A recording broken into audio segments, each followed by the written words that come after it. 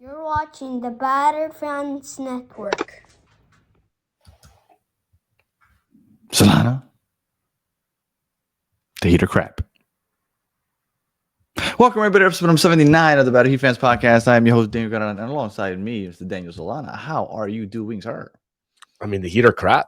The Yeah. heater crap. You said it. I was Yeah. waiting to see what you were going to say. If you were going to say we were battered or what we were, but you went the right way. You went absolutely the right way.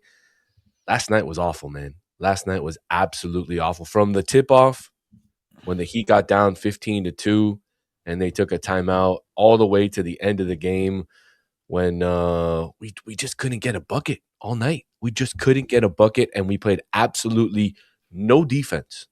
No defense. Last night was frustrating, man. It was. I got a flashback to the playoffs last year during last night's game.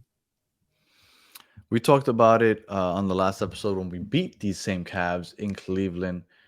How Jared Allen didn't play, Max Strus didn't play.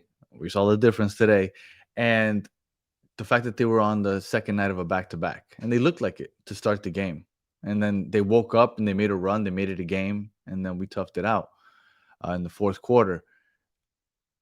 Cleveland's better than Miami. It's just that plain and simple. They're a lot better. Obviously. I mean, they showed it last year in the playoffs. This year, we beat them. I remember because for some reason, the 4 games have been 2 back-to-backs. They played Cleveland back-to-back in Miami, where I went to that Monday game. We won, and then the Wednesday game. I'm sorry, I went to the Wednesday game when we played against the backups, and I was hyped. Like, all right, we're gonna win this game, and probably one of the worst losses of the year because they sat everybody and we lost. And now we played back-to-back again. This time in Cleveland, won the first one, lost the second one. But this one was probably the worst of the 4. It was really, really bad. No defense at all. I think it is as clear as day. Norman Powell and Tyler Hero together. There's no defense at all there. Khalil Ware can't make any mistakes because as soon as he makes a mistake, he gets pulled. And that at some point that gets old, right? Like at some point, like other players make mistakes, other players don't play defense, and they don't get treated the way Khalil Ware does. If this kid isn't mentally strong, his career is heading on a horrible downward trajectory if he's not mentally strong because he keeps getting pulled. He has a good showing the first Cleveland game. This game he gets pulled quick. I don't know. It makes no sense to me what's going on.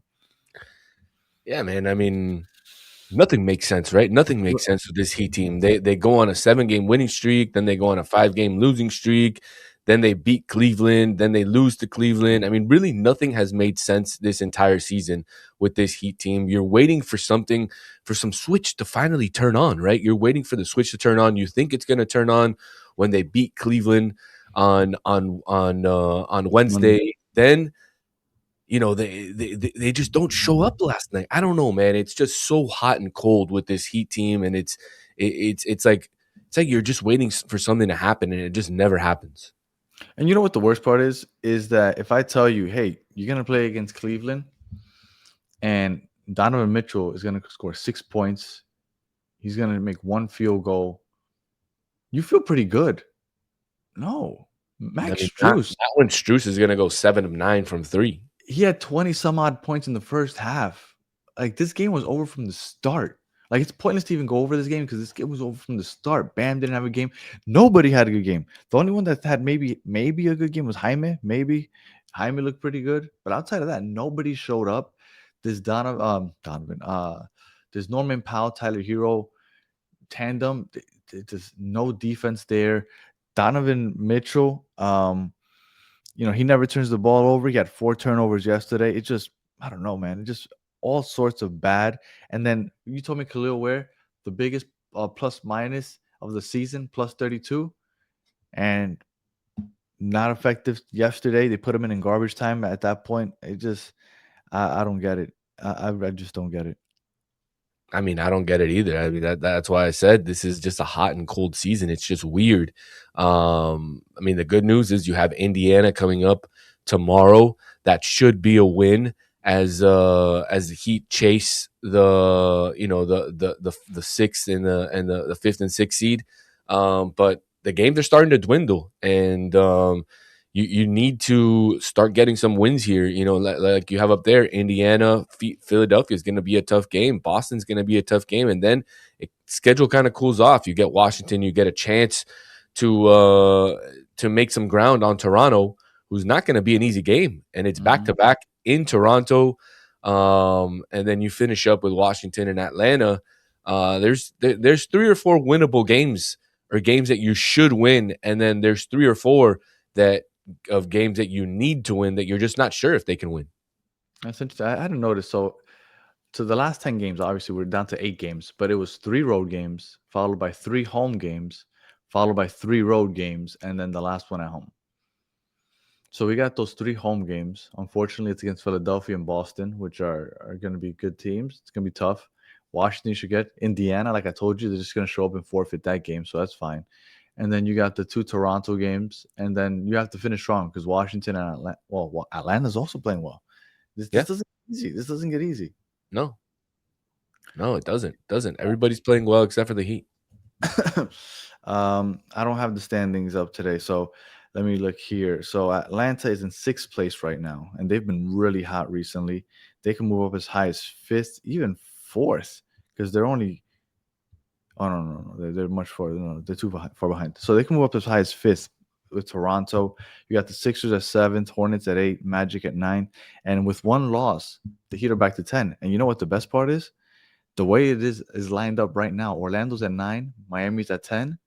That first playing game would be in Orlando against the Magic, our big brothers this season. They should just lose, man. They should just they should just lose that game. The Heat, if the Heat go into the play-in as the 9 or the 10 seed, I just don't see them, or even the 7 or the. I mean, I just don't see them winning in the play-in game. I just don't. This is disappointing. All right, well. I don't even know what else to say. I don't know if this might be the shortest episode we've had in a while because I don't know what else to say. Is there anything else that you want to touch on? Because this team has me feeling sick after that. Because, I was okay with them losing. If you lose to Cleveland, that's fine. We knew Cleveland was a good team. They're not playing on a back-to-back. They got a night of rest. You're playing in Cleveland. You've been in Cleveland 2 nights in a row. That's fine. You can lose. But to not show up. The problem isn't losing. The problem is not showing up. And if you don't show up, then just go home. You said it best. I mean, there's nothing much else to say about what happened last night in Cleveland. Just like you said, they just didn't show up. And when you don't show up, you get blown out. And that game last night was an absolute blowout from the tip-off. And unfortunately, nobody played well. And that's what happens when you don't show up, Danny. That's what happens. And this team has a history of not showing up this season in clutch games, in big games. And we've seen it when they've been on national television that they don't show up. We saw it last night when they were playing in Cleveland, and the schedule's not going to get easier. They need to win. They need to win so that they can survive this play-in. And I just don't see it. And I just don't see them surviving the play-in this season. Unfortunately, it's probably going to be a one and done for the Heat. Yeah, I mean, we've had so many highs and lows this season. We're like, no, you know what? We look like contenders. I remember that episode before Thanksgiving. Are we the best team in the East? And then we've had episodes where like, should we blow it up? This has been such a roller coaster of a season. I don't know. Maybe they'll have a crazy run to the Eastern Conference Finals, and then just the Heat just are that consistently inconsistent. But one thing is for sure. They'll beat Indiana. Indiana, at the moment, has the worst record in the NBA, and they're ahead of the Brooklyn Nets and the Washington Wizards by 1 game. And they're all fighting for that top spot because they want that lottery pick. So don't be surprised if Indiana just shows up and just forfeits. So just look out for that. I won't be surprised if they show up and they blow us up either. That's the worst part, is that I've been joking about the forfeit, and I'm expecting the Heat to somehow lose that game. All right, if you're listening on audio, appreciate you listening to the end. Please leave 5 stars and a comment. If you're watching on YouTube, like and subscribe. And we'll be back talking about, I don't know what to expect with Indiana, but we'll be talking about that game Monday morning. So until the next one, have a good one.